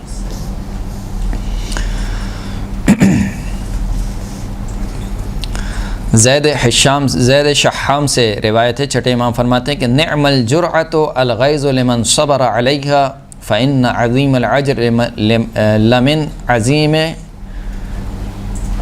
لمن عظیم البلاء وما احب اللہ قوما الا ابتلاہم. فرماتے ہیں کہ سب سے بہترین گھونٹ جو انسان پیتا ہے، سب سے بہترین گھونٹ جو انسان پیتا ہے وہ کس کا ہوتا ہے؟ غصے کا. الغیظ لمن صبر علیہا، جو شخص اپنے غصے پر کیا کرے؟ کنٹرول کرے، صبر کرے. سب سے بہترین گھونٹ، یعنی سب سے بہترین گھونٹ یہ نہیں کہا کہ آب زمزم ہے، سب سے بہترین گھونٹ یہ نہیں کہا کہ جام شیری ہیں، روح افزا ہے مثال کے طور پر. سب سے بہترین گھونٹ جو انسان پیتا ہے وہ کیا ہے؟ غصے کا گھونٹ ہے. غصے کا گھونٹ، جو شخص اپنے غصے پر کنٹرول کرے، صبر کرے. فرماتے ہیں کہ عظیم اجر اس شخص کے لیے کس چیز کے اعتبار سے عظیم اجر ہوتا ہے؟ بلا کے عظیم ہونے، یعنی جتنی بلا عظیم ہوتی ہے اتنا ہی اجر بھی کیا ہوتا ہے؟ زیادہ ہوتا ہے. پھر خداوند کریم امام معصوم ارشاد فرماتے ہیں کہ ما احب اللہ قوما الا ابتلاہم. خداوند کریم کسی قوم کو پسند نہیں کرتا مگر یہ کہ انہیں کسی نہ کسی چیز میں مبتلا کرتا ہے، یعنی مصیبت آنی ہے. لہٰذا اس مصیبت پر اگر صبر کیا جائے گا تو اجر بھی کیا ہوگا؟ عظیم ہوگا. حتیٰ کہ دینی معاملات میں صبر سے کام لینا، جو کہ آج کل ہمارے ہاتھوں سے نکلتا جا رہا ہے، بالخصوص نوجوانوں میں، وہ کیا؟ قزم الغیظ عن العدو فی دولاتہم تقیۃ حزم لمن اخذ بہ. فرماتے ہیں کہ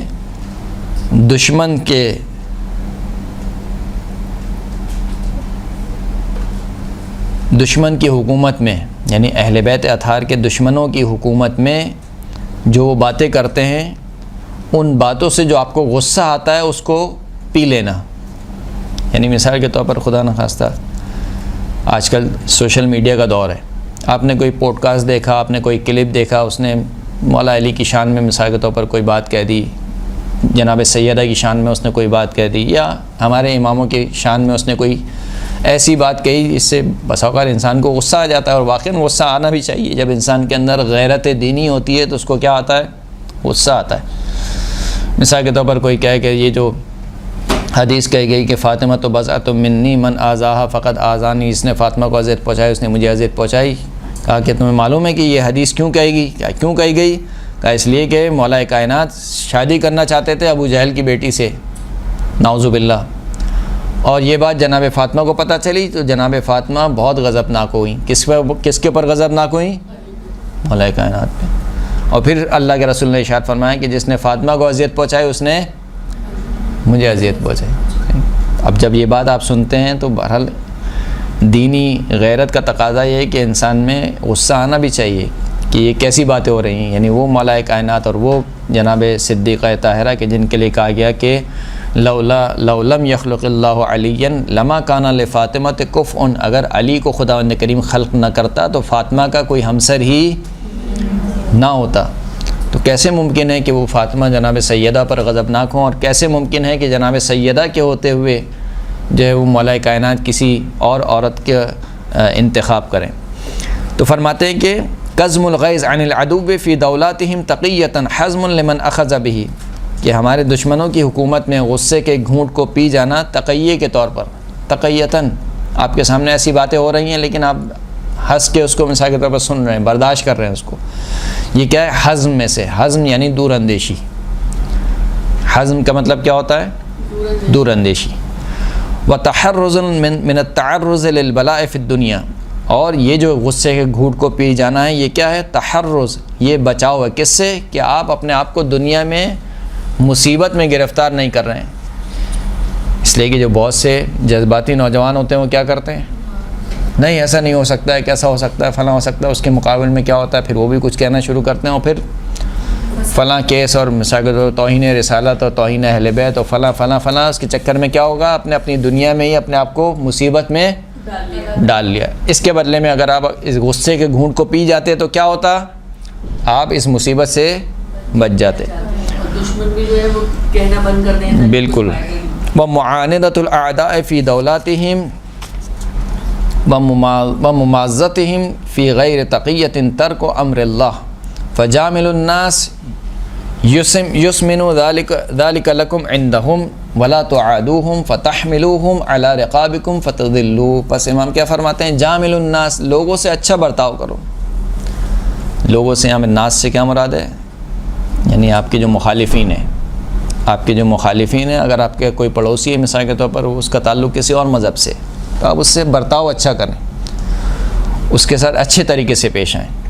اگر تم نے یہ کام کیا اور ان سے دشمنی نہ کی، اگر ان سے دشمنی کی تو کیا ہوگا؟ فتحملوہم علی رقابکم، تو پس تمہارے دشمن تمہاری گردنوں پر سوار ہو جائیں گے، فتضلوا، اور تمہیں ذلیل و رسوا کر کے چھوڑیں گے۔ اسی لیے معصوم نے کیا ارشاد فرمایا کہ لا دین لمن لا تقیۃ لہ، اس شخص کا کوئی دین نہیں ہے جس نے تقیے کو اختیار نہیں کیا۔ ایک صلوات پڑھیں محمد و آل محمد۔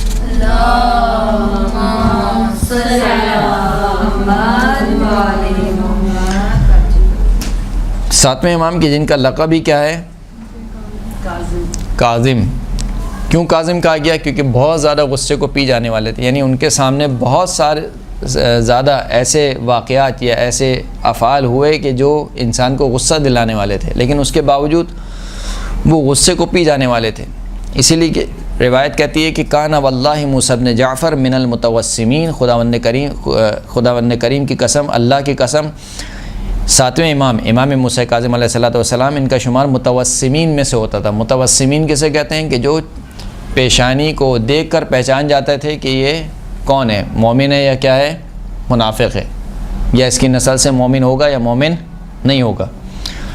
یعلم من یقف علیہ بعد موتہ، خود امام موسیٰ کاظم اپنی زندگی میں جانتے تھے کہ کون ان کے چلے جانے کے بعد ان کی امامت پر توقف کرے گا۔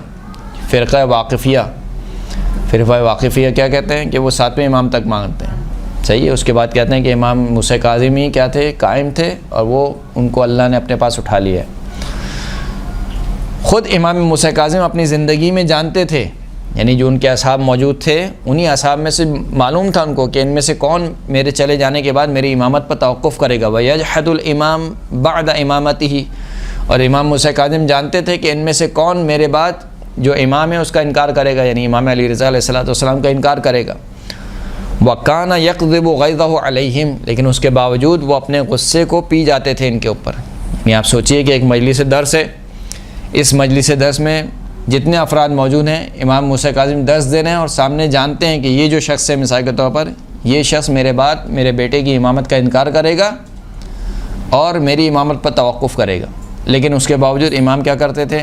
ان کے ساتھ غصے والا برتاؤ نہیں کرتے تھے۔ ولا یبدی لہم ما یعرفہ منہم فسمی الکاظم لذالک، اور اظہار نہیں کرتے تھے امام، جو ان کے بارے میں جانتے تھے امام اظہار نہیں کرتے تھے ان سے، کہ مثال کے طور پر اس شخص کو کہیں کہ مجھے جانتے ہو، میں تمہارے بارے میں جانتا ہوں کہ تم میرے بعد توقف کرو گے اور تم میرے بعد میرے بیٹے کی امامت سے انکار کرو گے، نہیں۔ اسی وجہ سے امام کو کیا کہا گیا؟ فسمی الکاظم، امام کو کاظم کہا گیا. یہاں تک کہ روایت کہتی ہے کہ امام موسیٰ کاظم فرماتے ہیں کہ اللہ نے مجھے 2 میں سے ایک چیز کو اختیار کرنے کا حکم دیا کہ یا تو میرے شیعہ مارے جائیں یا مجھے قید کیا جائے. امام نے کس کو اختیار کیا؟ قید کو. شیعہ کیوں مارے جائیں؟ کس وجہ سے مارے جائیں؟ ان کا ساتھ دینے کی وجہ سے. ترک التقیہ، تقیہ کو چھوڑ رہے تھے وہ نا کچھ جذباتی جو شیعہ تھے. اس کو امام نے کہا کہ دیکھو بھی تقیہ سے کام لو، ہر محفل میں ہمارا تذکرہ نہ کرو، ہر محفل میں نہ کہو کہ فلاں امام ہے، فلاں حجت خدا ہے. لیکن کچھ تھے جذباتی، وہ کہتے تھے نہیں کیسے ہو سکتا ہے، آپ امام برحق ہیں. تو ترک تقیہ کی وجہ سے کچھ لوگوں کو قتل کیا جاتا. اللہ نے اختیار دیا کہ میں کیا کروں کہ یا تو کچھ شیعوں کو قتل کیا جائے یا میں قید میں چلے جاؤں. تو امام نے کس کو اختیار کیا؟ یہ خود یعنی اس سے بڑھ کر انسان کیا اور غصے کے گھونٹ کو پیے گا کہ خود امام کے چاہنے والے ہیں، امام سمجھا بھی رہے ہیں، اس کے بعد نہیں سمجھ رہے اور پھر اس کے بعد امام کو قید میں جانا پڑ رہا ہے. کس وجہ سے؟ انہی شیعوں کی وجہ سے جو کہ تقیہ کو ترک کر رہے ہیں، چھوڑ رہے ہیں. روایت کہتی ہے کہ چوتھے امام کی ایک کنیز تھی جو وضو کے برتن سے پانی اڑ لیتی تھی اور امام جو ہے وہ وضو کرتے تھے. ایک دن کیا ہوا؟ فسقط الابریق من ید الجاریہ، کنیز کے ہاتھ سے وہ جگ چھوٹا اور امام کے چہرے پر وہ پانی گر گیا. فشجہ فرفع علی بن الحسین رأسہ الیہ، امام نے اس کو سر اٹھا کے دیکھا اس کنیز کو. تو جاریہ نے کہا کہ ان اللہ عز و جل یقول والکاظمین الغیظ، پروردگار عالم ارشاد فرماتا ہے کہ متقی کون ہیں؟ کہ جو غصے کو پی جانے والے ہیں. امام نے فرمایا قد قذمت غیظی، میں نے اپنے غصے کو پی لیا. پھر اس نے کنیز نے کہا والعافین عن الناس، متقی افراد کون ہیں؟ کہ جو لوگوں سے درگزر کرتے ہیں. امام نے فرمایا کہ قد عفا اللہ عنکی، خداوند کریم تجھ سے درگزر کرے، تجھے معاف کرے. پھر فرمایا کہ یعنی پھر اس کنیز نے کہا کہ واللہ یحب المحسنین، پروردگار عالم نیک کام کرنے والوں کو پسند کرتا ہے. چوتھے امام نے فرمایا کہ اذهبی فانت حرۃ، چلے جا کہ بس تو اب اللہ کی راہ میں کیا ہے؟ آزاد ہے. کون کرے گا یہ کام؟ کنیز ہے امام کی، امام کی کنیز ہے. غصہ آ گیا، جگ چھوٹ گیا اور پانی سارا امام کے چہرے پر گر گیا، چہرے انور پر. اس کے باوجود امام نے کیا کیا؟ نہ صرف یہ کہ غصے کو پیا، نہ صرف یہ کہ اس کو معاف کیا، بلکہ کیا کیا؟ اللہ کی راہ میں آزاد کر دیا. اسی قسم کی ایک روایت جو ہے وہ امام حسن مجتبیٰ سے ہے کہ وہ بیٹھے ہوئے تھے اور ان کے ساتھ کچھ ان کے مہمان بھی موجود تھے. کھانے پر بیٹھے ہوئے تھے اور کھانے پر ان کے ساتھ ان کے کچھ اشراف مہمان موجود تھے. فجاء غلامہ، تو ان کا ایک غلام آیا، بطعام حار، گرم کھانا لے کر آیا. فحبس الفرش رجلہ، اور جب وہ آ رہا تھا تو جو زمین کا بچھونا تھا یا زمین کی چادر تھی وہ اس کے ٹانگوں میں پھنس گئی. فصب الطعام علی وجہہ ورأسہ دفعۃ، تو پس اس نے وہ سارا کا سارا کھانا کس پہ گرا دیا؟ امام حسن مجتبیٰ پر. سارا کا سارا کھانا ان کے چہرے پر اور ان کے سر پر گرا دیا. فنظر الی الغلام نظر تعظیم لا نظر تعظیم، پس امام نے نظر اٹھا کے دیکھا غلام کی طرف، لیکن یہ نظر جو ہے وہ غصے والی نظر نہیں تھی بلکہ تعدیب والی تھی کہ یعنی تمہیں دیکھ کر آنا چاہیے مثال کے طور پر. تو فوراً سے اس غلام نے کہا کہ ان اللہ یقول والکاظمین الغیظ، خداوند کریم غیظ کو پی جانے والے، غصے کو پی جانے والوں کو پسند فرماتا ہے. متقین کی صفات یہ ہے کہ وہ غصے کو پی جاتے ہیں. تو امام نے فرمایا قد قذمت غیظی، میں نے اپنے غصے کو پی لیا. پھر اس غلام نے کہا والعافین عن الناس، متقی وہ ہیں جو لوگوں سے درگزر کرتے ہیں، معاف کر دیتے ہیں لوگوں کو. قال قد عفا اللہ عنک، خداوند کریم تجھے معاف کرے. پھر اس غلام نے کہا واللہ یحب المحسنین، پروردگار عالم نیک کام انجام دینے والوں کو پسند فرماتا ہے. فرمایا اذهب فانت حر لوجه اللہ، پس تو چلے جا، تو اللہ کی راہ میں کیا ہے؟ آزاد ہو گیا. پھر اس کے بعد فقط اتنا ہی نہیں، وعلی معیشتک، تیرا جو روزگار ہے وہ میرے اوپر ہے، یعنی تیرا جو خرچہ ہے، جو بھی تیرا خرچہ ہے مہینے کا، وہ کس کے اوپر ہے؟ میرے اوپر. فتعجب من حلم الحاضرون، پر جو حاضر افراد بیٹھے ہوئے تھے وہ امام کے حلم سے، بہت بار سے کیا کیا انہوں نے؟ تعجب کیا. وقالوا اللہ اعلم حیث یجعل رسالتہ، وہ سب کے سب کہنے لگے کہ پروردگار بہترین جانتا ہے کہ وہ اپنی رسالت کو کہاں قرار دے گا۔ ایک صلوات پڑھیں محمد و آل محمد۔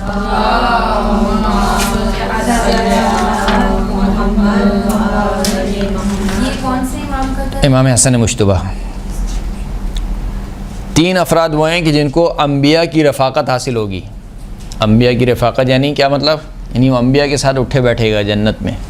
3 افراد وہ ہیں کہ جو انبیاء کی رفاقت جنہیں حاصل ہوگی۔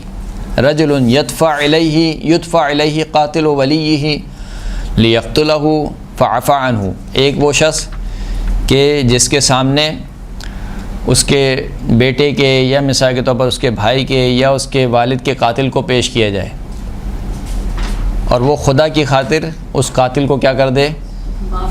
معاف کر دے۔ کون کرے گا آج کل؟ حالانکہ حق ہے، یعنی قصاص اگر معاف نہ بھی کرے تو کوئی مسئلے کی بات نہیں ہے، اس کا حق ہے، خداوند کریم نے قصاص کو رکھا ہے۔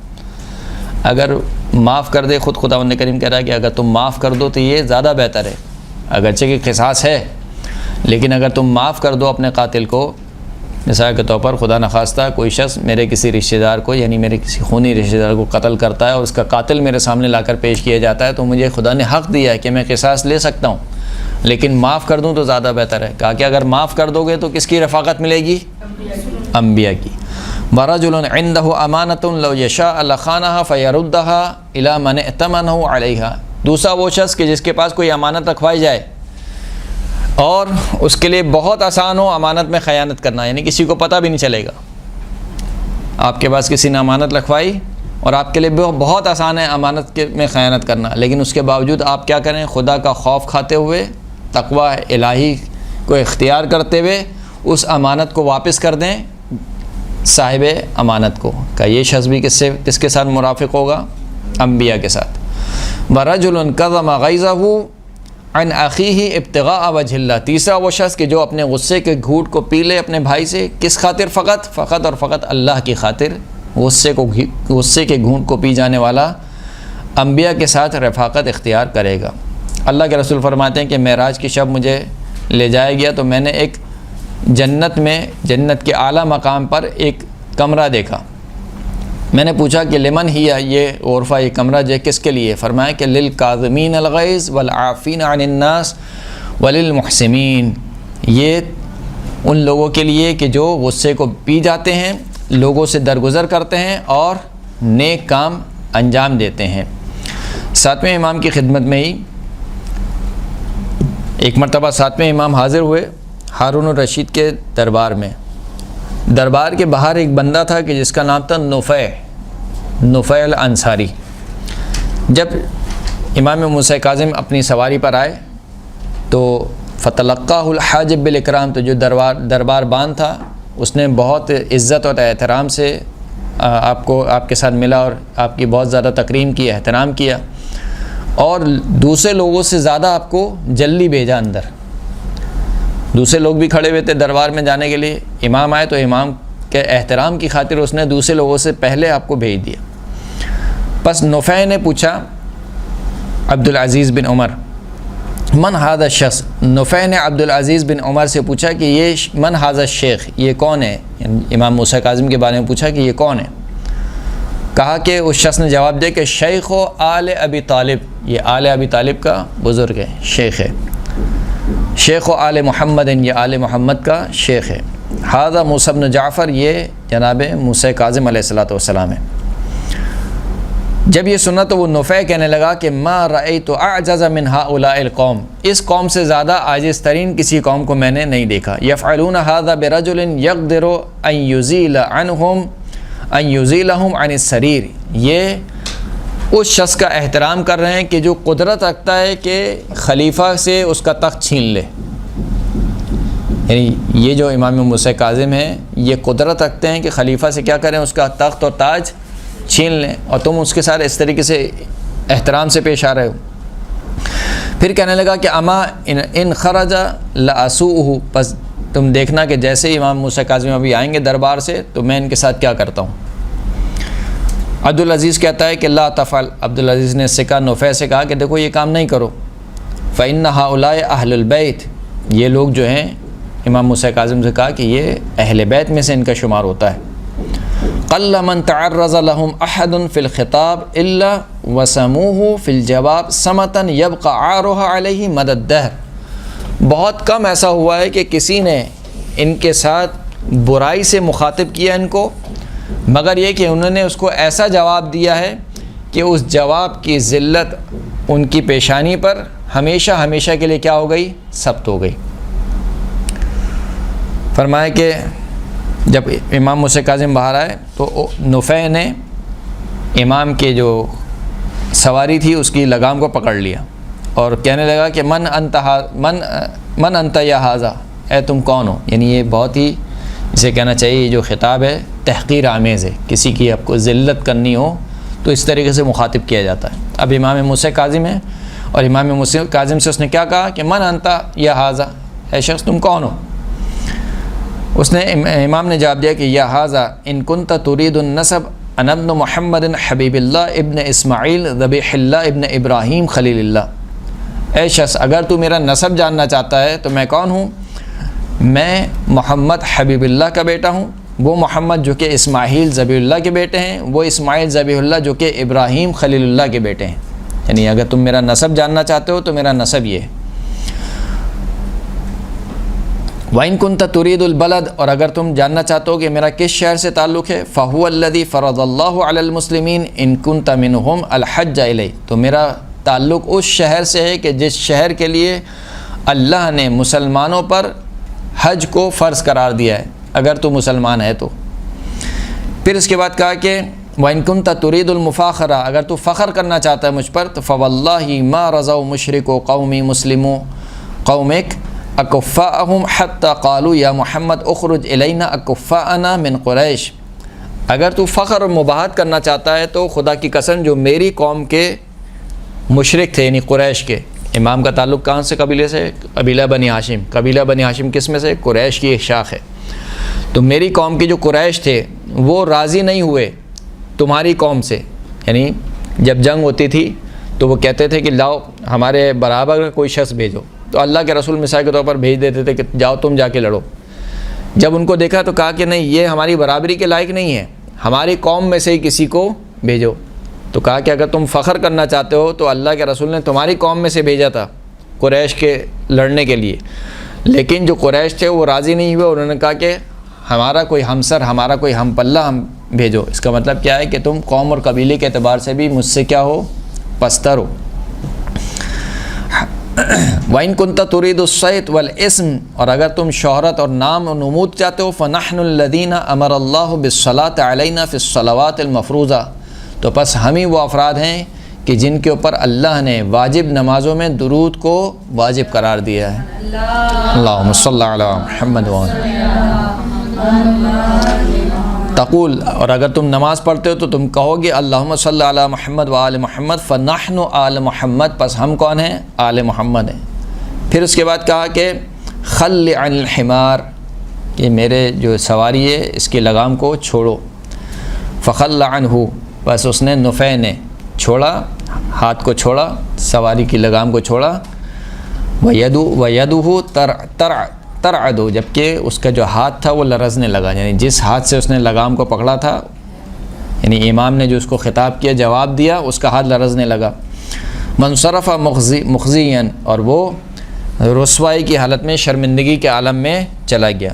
پس عبدالعزیز نے نے کہا کہ الم اقل لک ذلک، کیا میں نے تم سے نہیں کہا تھا کہ تم اس شخصیت سے جو ہے وہ تعرض کرنے سے پرہیز کرو. اگر تم نے اس سے تعرض کیا، اس کو ذلیل کرنے کی کوشش کی، نعوذ باللہ، تو یہ تمہیں ایسا جواب دیں گے کہ جس کی ذلت تمہارے ماتھے پر لکھی رہے گی. اب دیکھیں ان تمام جوابات میں امام نے کوئی بھی ایسا جواب نہیں دیا کہ آپ کہیں کہ مثال کے طور پر گالی کا جواب گالی سے دیا ہو یا توہین کا جواب توہین سے دیا ہو. ساری وہ باتیں کہی ہیں جو کہ بالکل سچ ہیں، جو امام میں پائی جاتی ہیں. یہ امام کا حلم تھا اور یہ امام کا قزم الغیظ ہے. یعنی سامنے والا آپ کی توہین کر رہا ہے، آپ توہین کرنے کے بجائے اس کو ایسا جواب دے رہے ہیں کہ نہ صرف یہ کہ آپ کی توہین کا جواب آ رہا ہے اور آپ کا جواب توہین بھی شمار نہیں ہو رہا ہے اور آپ کو غصہ بھی نہیں آ رہا ہے. اس وجہ سے امام کو کیا کہا گیا؟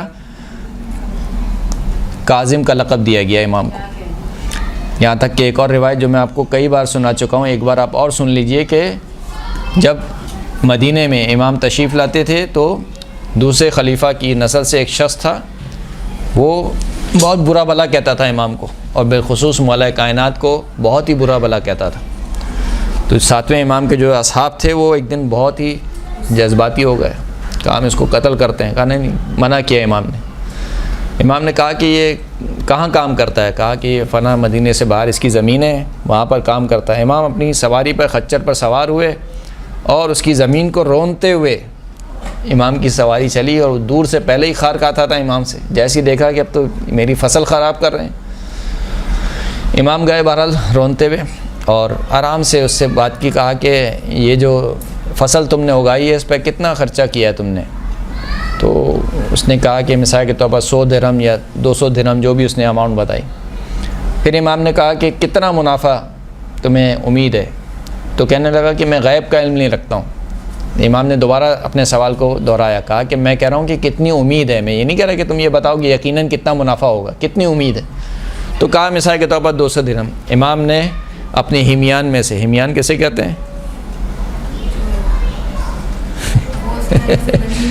ہاں، پہلے ہوتی تھی بزرگ ہمارے جو ہے وہ خواتین کے پاس ہوتی تھی چھوٹی سی پٹلیا، صحیح ہے، کپڑے کی، اس کو ہمیان بولتے تھے، وہ لوگ اپنی کمر بند میں لگاتے تھے پہلے۔ تو وہ جو ہمیان ہے اس میں سے نکالے 200 درہم یا 400 درہم جو بھی نکالے، کہا یہ تمہارے لیے جو تم نے زمین پہ خرچہ کیا وہ، باقی تمہارے لیے، اس کے تمہارے بچوں کے لیے جو بھی تم کرنا چاہو۔ یہ دے کر امام واپس آ گئے۔ اگلے دن دیکھا کہ وہ شخص آیا اور بہت ہی عزت اور احترام سے امام کو پکارنے لگا۔ جو اصحاب تھے امام کے وہ کہنے لگے کہ کل تک تو آپ کو مثال کے طور پر توہین کر رہا تھا، یہ آج اس کو کیا ہوا؟ تو امام نے پھر بتایا کہ میں نے اس کے ساتھ ساتھ یہ کیا، اور پھر امام نے ایک جملہ کہا کہ دیکھو جو کام تم کرنا چاہتے تھے وہ زیادہ اس کے ساتھ بہتر تھا، یا جو کام میں نے کیا وہ زیادہ بہتر ہے۔ تم اگر کوئی کام کرتے تو اس کی دنیا بھی برباد تھی، اس کی آخرت بھی برباد، جو میں نے کام کیا اس کی دنیا بھی بنا دی اور اس کی آخرت بھی سنوار دی۔ وآخر الدعوانا الحمد للہ رب العالمین۔